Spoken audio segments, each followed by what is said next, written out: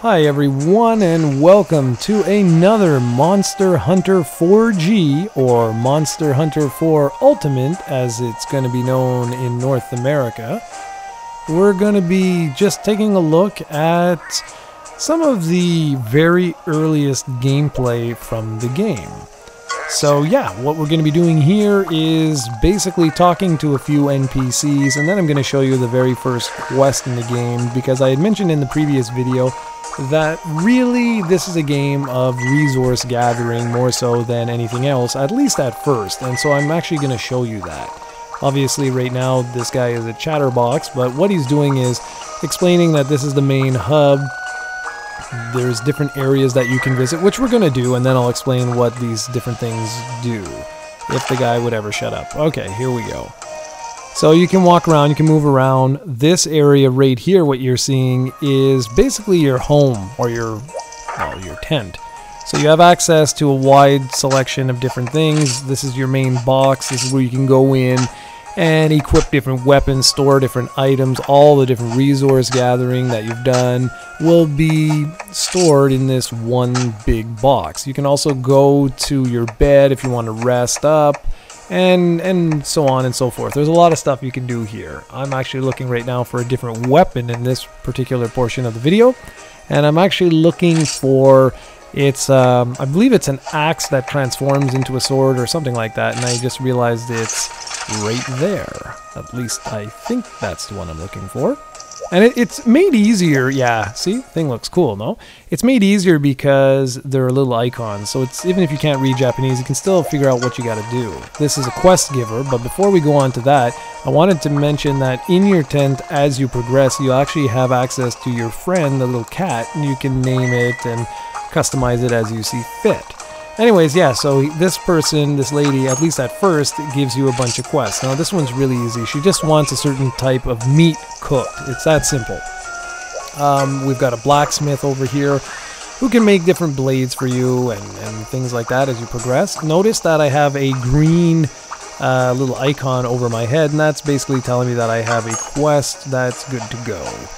And it is a resource gathering quest, and yeah, and there we go. So I'm going to skip all these other things. There's one here, I think she sells different items that you can use, different crafting items and things like that.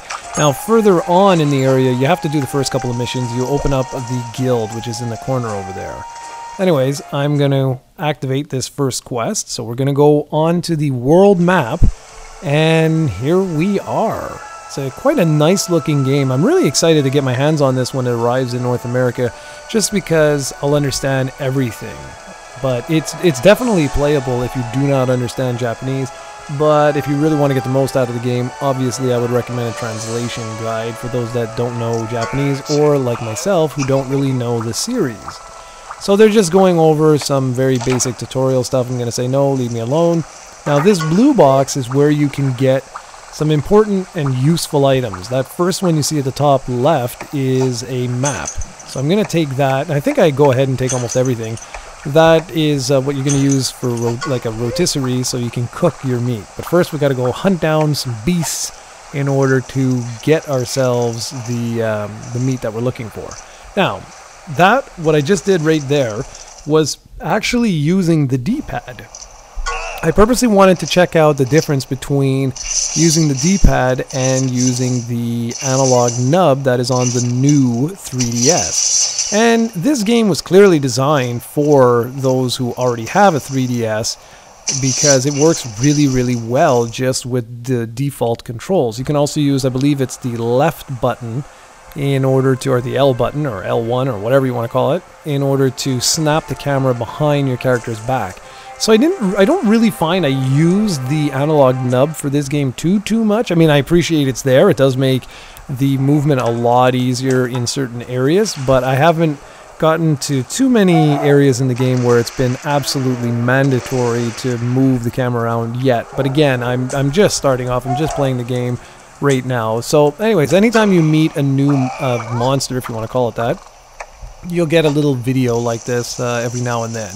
So it's pretty cool. The next video, the next mission has you going and collecting, I believe it's the ingredients for a potion, if I'm not mistaken.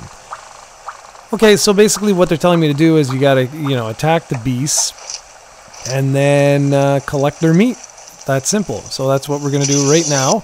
We're gonna go and hunt down these monsters, and yeah, that's it. Now there are a wide assortment of combos. I have no idea what they are just yet, so I'm just tapping a couple of buttons, as you can see. Now here, see, I just snapped the camera. Instead of actually going and moving the camera with the nub, I just do it like that. Alright, it's really, really simple. Like you saw, I just take out these guys, put away my weapon. That took me a while to figure out. And then you'll get a prompt that will tell you, okay, what do you want to do? So what I'm doing is I'm actually carving into the animal now to get the meat that I require. And I think you can do it 2 or 3 times typically before they disappear, which is what you're seeing right here.